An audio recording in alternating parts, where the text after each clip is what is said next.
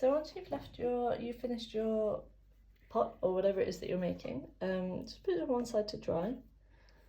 And you want to get it when it's leather hard, so it's not completely dry yet. It still feels a tiny bit cold or damp to the touch. Now, this is how to decorate your pots with slip. You should have got a pot like this in your kit. I was like, open line. Now, it doesn't look very exciting. This will be blue once it's been fired. It's made of cobalt oxide mixed with slip, which is just liquid clay. And the cobalt, when it goes up to a higher temperature, so we fire at 1250 degrees, it will bring out the blue colour in it, but until then it's just a grey. Now, if you have a paintbrush, that's ideal. If you don't have a paintbrush, you'll be able to use a sponge. So if you get a little bit of that on your sponge, and then you just dab it all over your work. So obviously much easier with a paintbrush to get it only where you want it to be that colour. I'm going to show you a technique called Sgraffito, which is where you scratch back through the top surface, a coloured surface, to the colour underneath, and you end up with nice patterns under there. So I'm just going to dab this onto both of mine. I don't think I want to do the inside. I think I'd like to keep the inside kind of browny clay colour. And when it fires, it's kind of beige. I'm going to avoid my handle as well. Now, you don't want to kind of spread it, you want to dab it. Imagine a bit like potato printing, I guess.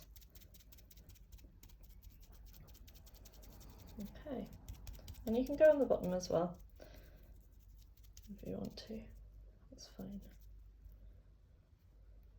Now, let's put that to one side. Click that back. Right, so whilst that one's drying, I'm just going to get this. Now, you can use anything to scratch through. You can use a pencil or a biro if you've got one. I happen to have kind of a needle tool, but it would still work if it was maybe just a, cocktail stick. That'd be fine. Now, I think I'm going to do some wavy lines. So what I'm going to do is just scratch through that top coating. Now, the colours are quite similar. It can be difficult to tell how this is going to look until it's finished.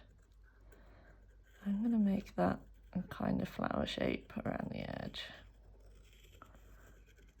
And you can also draw straight on with pencil if you want, and then do your designs afterwards. So if you let it dry completely now, so it's bone dry, you can draw on top with the pencil and then scratch wherever the pencil lines have been. Any pencil lines that are left behind will burn off in the kiln.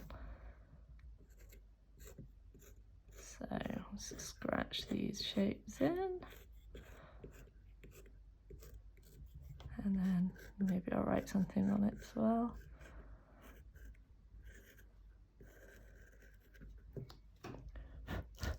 Just blow off the dust. And that's how you do Sgraffito. You can take whole sections out if you like. So say I wanted this bit here to be white, not blue. And I just, as though I was shading with a pencil and just scraping at an angle, taking off that little circle there. And if you don't like what you've done, just grab your sponge and fill that gap back in and let it dry.